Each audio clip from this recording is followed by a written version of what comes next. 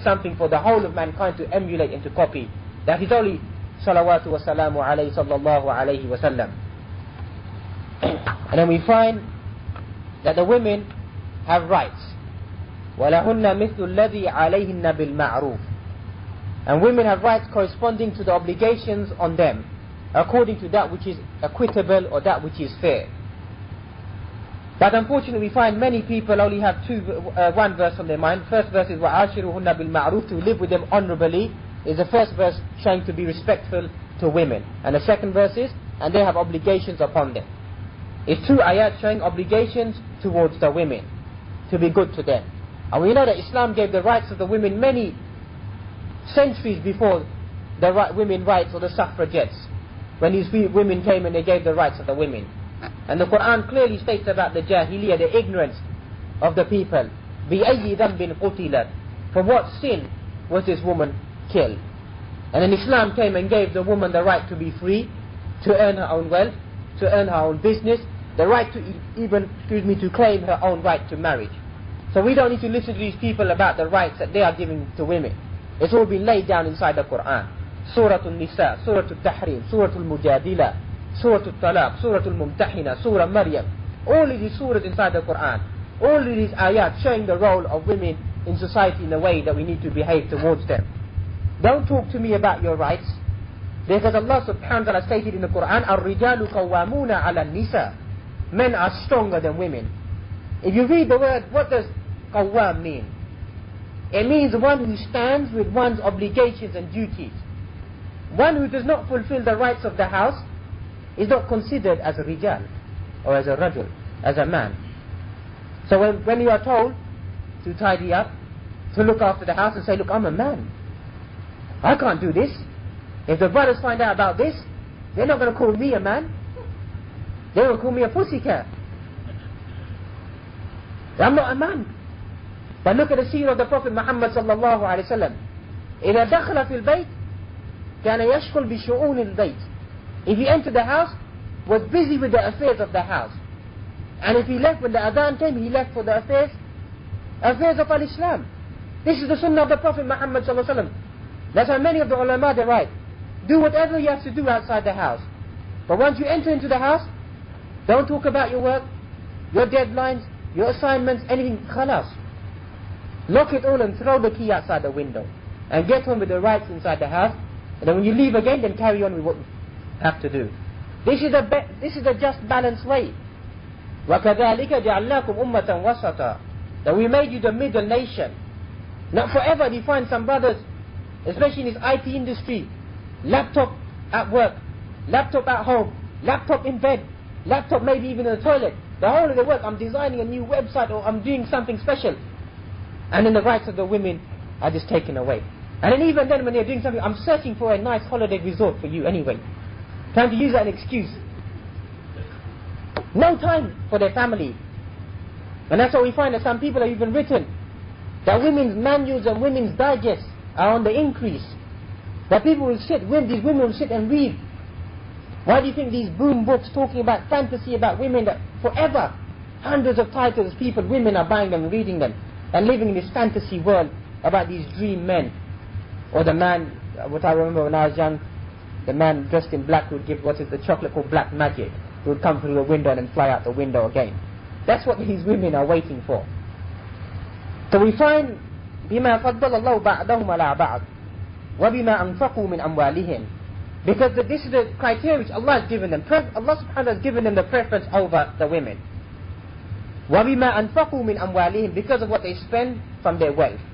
That is why you are a qawwamun, or you are better than a woman. Because you take care of the affairs, and you spend upon the household, and she is not obliged to do that. And so we find that a person should learn when to speak and when to behave towards the female species. Because we find that sometimes the words that you use and you state could be misunderstood. For example, you find the famous hadith when Ibrahim alayhi salam came to meet Ismail. And then when he entered, if you recall the hadith, and his wife said, first wife said that, how are you, how are your affairs? And she complained about her affairs. And he said to her, tell him when he comes home to change the gate, change threshold of your house. So Ismail had this feeling when he came home that who came today? He said, this old man came today and he asked about you, and then he said, change the gate of your house. He said, that was my father, and he told me to divorce you. Then he got married again, and then Ibrahim once again came, and once again he wasn't at home. And he came and asked her, how are you? And she said that we're fine, alhamdulillah. Our situation is good, we don't have any problems. Because the first wife was complaining. And he said, give a message to Ismail when he comes home, that tell him that to keep your gate, keep the threshold of your house. And when he came back, he asked once again, he had this feeling that someone came to visit him, and he said that she said that was a man came, and he said to keep your gate. And he said that was my father, and he told me that he is pleased with you. So the wife would say, what are you trying to state by this hadith, by telling me this hadith?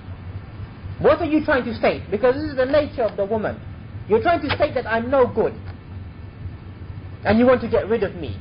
So a person should be very, very careful in even the ahadith that they use, that they quote to people, that they could be taken and misunderstood. Because we find that a woman has been created from the rib of Adam, the curved rib. And if you try to straighten it, it will snap, it will break. So leave the woman on her nature. Leave her upon her emotions and the way that she does certain things.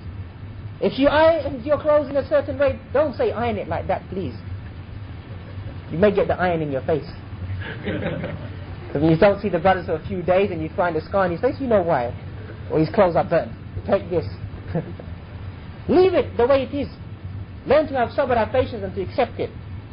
Because we find the opposite as well. That we find in the hadith of the Prophet Muhammad ﷺ, that if you've done everything for them, بِكُفْرِهِنَّ, because of their kufr. And they stated that why is it the majority of the women, the inhabitants of the hellfire will be women? بِكُفْرِهِنَّ, is it because of their disbelief? No, it's because of their ingratitude, of their negligence of their spouses. And we find this in this hadith clearly.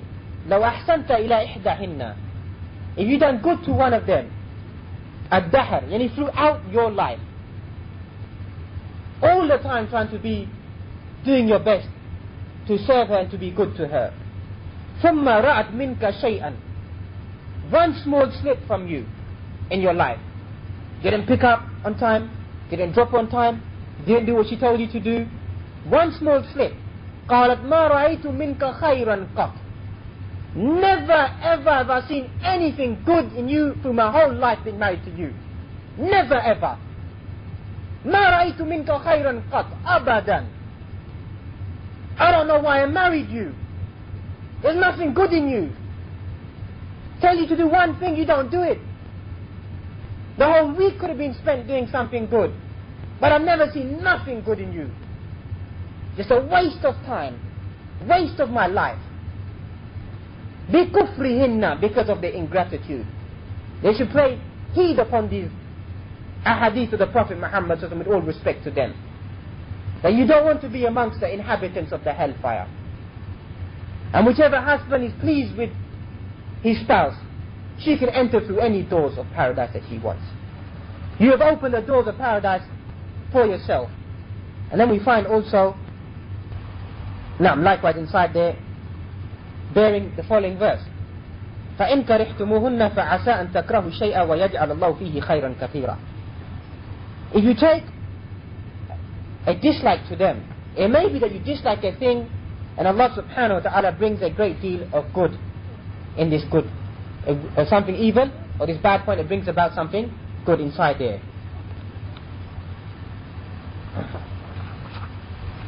So we find that هُنَّ لِبَاسٌ لَكُمْ وَأَنْتُمْ لِبَاسٌ لَهُنْ, that you are a garment for them and they are a garment for you. That they find tranquility, serenity through you, and you find serenity through them, through your spouses. And we find that this marriage is not a bed of roses as many people want to claim. That there will be ups and downs. But a marriage relationship is one which grows through understanding one another. The good things and the bad things, the things that you like and you dislike. And we find that, unfortunately, that the modern forms of marriage that we find, we touched upon, are we ready for marriage, and we're talking about the points, what to look for, and some of the rights. And we find that these modern forms of searching for marriage